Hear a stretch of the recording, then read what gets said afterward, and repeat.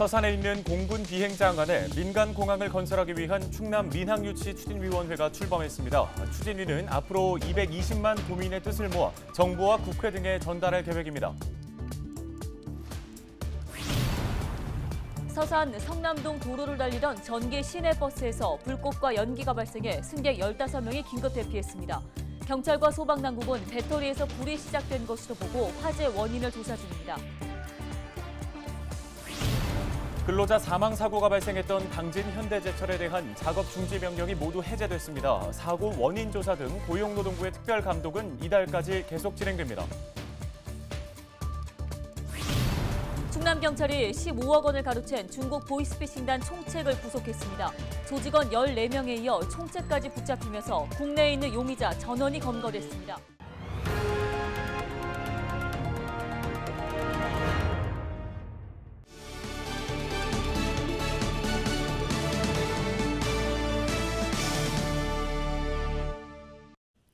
시청자 여러분, 안녕하십니까? 헬로티비 뉴스입니다.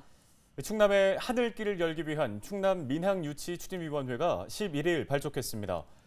충남도는 시민사회와 정치계, 학계 등 각계각층이 참여한 충남 민항유치 추진위원회를 구성하고 문예회관에서 발대식을 개최했습니다.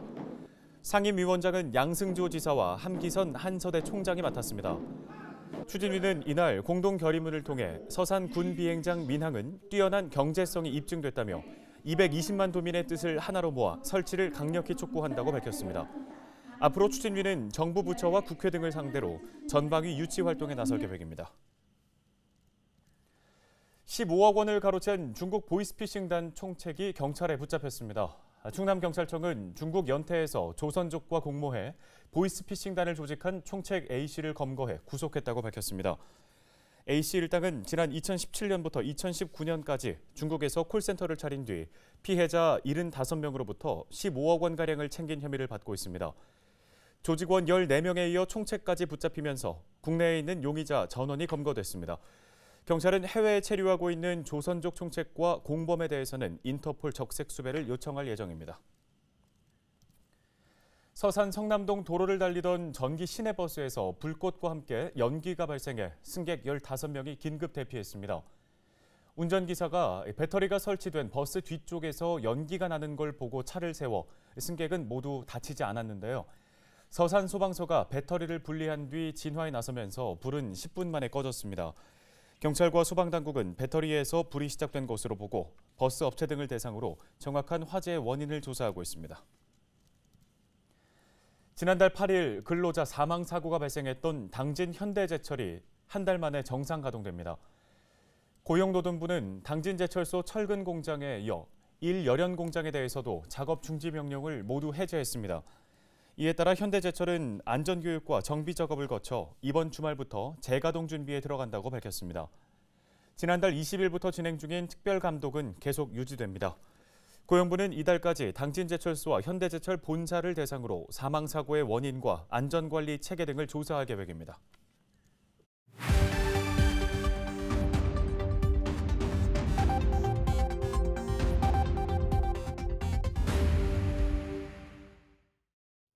시청자 여러분 안녕하세요. 주민 여러분의 교통안전을 책임지고 있는 태안경찰서 장은효 순경입니다. 사고 현장이 담긴 블랙박스 영상을 통해 교통안전 수칙을 점검해보고 있는데요. 오늘의 첫 번째 영상부터 만나보겠습니다. 지난 2월 공주의 한 교차로, 블랙박스 차량이 좌회전 차로에 멈추는가 싶더니 신호를 무시하고 그대로 좌회전합니다. 이내 맞은편 직진 차량과 부딪히는 사고가 발생하는데요. 많은 운전자가 교차로에서 가속도를 내다보니 신호위반 사고 시 대형 사고로 이어질 수 있습니다. 또한 대부분 측면 충돌이어서 안전에 더 취약할 수밖에 없습니다. 교통신호 반드시 지키시길 당부드립니다. 계속해서 다음 영상 보시죠. 지난 2월 공주의 한 도로에서 일어난 사고입니다. 도로를 비추고 있는 CCTV 화면인데요. 술에 취한 듯 보이는 사람이 도로에 누워 있습니다. 굉장히 위험한 상황인데요. 지나가던 운전자가 깨우기도 합니다. 하지만 다시 누워버리는데요. 결국 사고를 당하고 맙니다. 그런데 가해 차량은 조치를 취하지 않고 그대로 자리를 떠나버립니다. 음주운전자가 사고를 내고 도주한 뺑소니 사고인데요. 음주운전에 대한 처벌이 무거워지면서 음주운전 사고를 일으키고 도주하는 사람이 늘고 있습니다. 그러나 처벌만 더 무거워질 뿐입니다. 술을 마시고 운전대를 잡는 일 절대 금물입니다. 다음 영상 이어서 보겠습니다. 지난 2월 청양의 한 도로 1차로를 달리던 블랙박스 차량이 갑자기 우회전을 시도하는 순간 오토바이 한 대가 간신히 블랙박스 차량을 피해가는데요.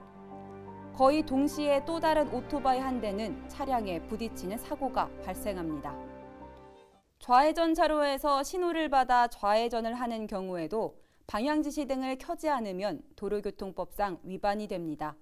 따라서 진로를 변경하기 전에는 항상 방향지시 등을 켜고 진로 변경을 하려는 후방 차량을 확인 후 안전거리가 확보된 상태에서 진행해야 합니다. 지금까지 블랙박스로 본 교통안전 장은효 순경이었습니다.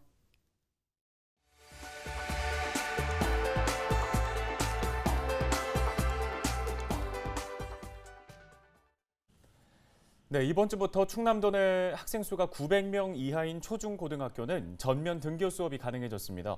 일부는 전교생이 학교에 나오기 시작했는데요. 학력 격차 해소에 대한 기대가 높아지고 있는 반면 코로나 방역 문제점도 제기되고 있습니다. 정선영 기자입니다. 충남도 내 학교의 전면 등교가 확대됐습니다. 충남교육청은 전면 등교가 가능한 소규모 학교의 기준을 학생 수 400명에서 900명으로 완화했습니다. 온라인 수업이 장기화되면서 학생들의 학력 격차가 벌어지고 학부모 피로감도 커지고 있다는 지적에 따른 겁니다. 학생 수 900명 이하인 초중고는 654곳으로 충남 전체 학교의 90%에 해당됩니다. 이 같은 방침이 적용된 첫날 125개 학교가 7일 전면 등교 수업을 실시했습니다. 나머지 학교는 학생과 학부모 등 의견 수렴을 통해 등교 여부를 검토 중입니다. 아무래도 우리 아이들이 그 원격 수업으로 전환을 했을 경우에 학력 저하가 이제 염려가 되고 있고 또 학생들이 생활지도, 급식 여러 가지 이런 지장을 초래하는 일들이 많습니다. 이런 것들을 가장 합리적으로 해결할 수 있는 방법이 등교 수업입니다. 하지만 전면 등교가 아직 이르다는 목소리도 있습니다. 학교 내 밀집도가 상승하면 코로나19 감염 위험도 커질 수 있다는 우려에서입니다. 현재 충남 초중고 학급의 13.5%는 학생 수가 한 반에 30명이 넘습니다. 경기와 제주에 이어 전국에서 세 번째 수준입니다. 교사들은 과밀 학급 현황을 고려해 탄력적인 학사 운영과 인력 지원이 뒷받침돼야 한다고 지적합니다. 때문에 마스크를 쓴 상태에서 6교시까지 쉬지 않고 이거를 쭉 아이들이나 교사나 이렇게 진행하는 거는 너무나 어려운 일이거든요. 급식은 이제 거리두기를 하다 보면 애들이 1반, 2반 이렇게 순차적으로 먹으면 심지어 큰 학교는 급식 시간이 3시간이거든요.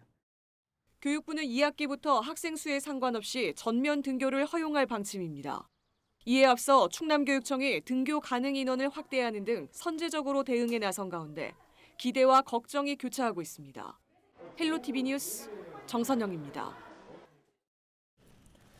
날씨가 더워지면서 피서철도 성큼 다가오고 있습니다. 우리 지역 대표 관광지 태안도 본격적으로 관광객 맞이에 나섰는데요. 새로운 볼거리가 추가되고 또 백신 접종도 속도를 내면서 침체된 관광이 활기를 띨 것이라는 기대감이 감돌고 있습니다. 한범호 기자입니다. 전국에서 가장 많은 28개 수욕장이 있는 태안. 오는 7월 3일 동시 개장을 앞두고 있습니다. 태안군은 지난해까지 2년 연속 조기 개장과 야간 개장을 이어왔지만 올해는 코로나19 확산이 우려되면서 실시하지 않기로 결정했습니다. 가장 신경 쓰고 있는 건 방역. 지난해처럼 확진자가 단 한 명도 나오지 않게 하겠다는 각오입니다. 이를 위해 먼저 모든 해수욕장에서 출입자 파악을 위한 안심콜 서비스를 실시합니다. 주요 해수욕장 3곳에선 승차 발열 체크 부스를 가동하고 전남 등 일부 지역에서 시행한 사전 예약제를 시범 운영합니다. 방역 대책 강화와 함께 새로운 볼거리와 즐길거리 마련에도 분주합니다. 만리포에 이미 무딱섬 산책로가 설치됐고 다음 달 전망타워가 추가로 들어섭니다. 야영객들로 붐비는 몽산포엔 소나무 숲과 바다를 한눈에 볼 수 있는 탐방로형 전망대가, 할미 하라비 바위로 유명한 꼬치 해수욕장엔 인생사진을 찍을 수 있는 인공연못이 8월에 조성됩니다. 자연 그대로의 해수욕장을 가지고 있는데 거기에 덧해서 좀 힐링할 수 있는 공간이 필요할 것 같아서 이런 부분들을 함께 함으로 인해서 코로나로 인해 쌓인 스트레스를 해소가 가능하다고 생각을 합니다. 그렇다면 관광객 발길은 얼마나 이어질까? 지난해 태안 지역 해수욕장 피서객 수는 코로나19 여파로 전년 대비 반토막이 났지만 올해는 백신 접종에 기대를 걸고 있습니다. 말리포 해수욕장의 경우 하반기 접종률이 올라갈 것으로 보고 조기 개장 대신 보름 정도 늦은 폐장을 택했습니다. 역대 최장 장마를 기록했던 지난해와 달리 날씨까지 맑을 경우 충분히 반등이 가능하다는 전망이 나옵니다. 날씨도 좋고 또 코로나 예방 접종도 하고 해서 그런지 좀 관광객들이 좀 많이 늘은 것 같습니다. 예, 이제 백신 접종도 많이 하시고 해가지고 좀 안정되고 할 것 같기도 하고 그러니까 좀 관광객들이 우리 몽산포를 좀 많이 찾아주셨으면 좋겠습니다. 올해 들어 줄곧 감소세를 보이던 태안 관광객 수는 지난달을 기점으로 증가하고 있는 상황. 태안군이 이번 여름 방역과 관광 두 마리 토끼를 모두 잡을 수 있을지 주목됩니다. 헬로티비 뉴스 한보호입니다. 다음 소식입니다. 성폭행 피해를 폭로한 김지은 씨가 제기한 손해배상 소송에서 안희정 전 충남지사 측이 불법 행위가 없었다며 책임을 부인했습니다. 김 씨가 안 전 지사와 충청남도를 상대로 3억 원의 손해배상을 청구하는 소송 첫 번째 재판이 11일 서울중앙지법에서 열렸습니다. 재판에서 안 전 지사 측은 불법 행위는 없었고 2차 가해도 하지 않았다고 주장했습니다. 그러면서 외상 후 스트레스 장애를 호소하는 김 씨가 실제 정신과 치료를 받았는지 확인하겠다며 건강보험공단 기록에 대한 제출 명령을 신청했고 재판부는 이를 받아들였습니다. 충남도 측은 성범죄가 안 전 지사의 개인적인 불법 행위일 뿐 직무와 관련이 없다는 취지의 준비 서면을 재판부에 낸 것으로 전해졌습니다. 본격적인 여름철을 맞아 선풍기 관련한 화재 사고에 대한 주의가 요구됩니다. 충남소방본부는 최근 5년간 도내에서 발생한 선풍기 관련 화재가 30건이라고 밝혔습니다. 또 이로 인해 1명이 숨지고 1억 2,500만 원의 재산 피해가 발생한 것으로 집계됐습니다. 소방본부는 올해의 기온이 평년보다 높아 선풍기 사용량이 늘 것으로 예상된다며 사용 시 먼지를 제거하고 눌리거나 꺾여 있는 전선은 없는지 잘 살펴봐야 한다고 당부했습니다. 또 모터 부분이 뜨겁거나 타는 냄새가 날 경우 즉시 사용을 중단해야 한다고 덧붙였습니다. 태안 안면도와 보령 원산도를 순환하는 버스가 15일부터 운행됩니다. 고남면과 원산도를 잇는 공영버스는 하루 3차례, 안면읍에서 출발하는 농어촌 버스는 하루 1차례 운행하는데요. 버스는 모두 원산도리 석촌항을 경유하며 요금은 1,600원으로 책정됐습니다. 태안군은 이번 순환버스 운행이 국도 77호선 완전 개통을 앞두고 지난달 보령시와 맺은 공동협력협약의 첫 결과물이라며 앞으로도 긴밀한 협조를 이어나가겠다고 밝혔습니다. 오는 13일까지 조석간만의 차가 커서 해안가에서 각별한 주의가 요구됩니다. 태안해안경찰서는 조석간만의 차가 커지는 13일까지 연안해역 안전사고 위험주의보를 발령했습니다.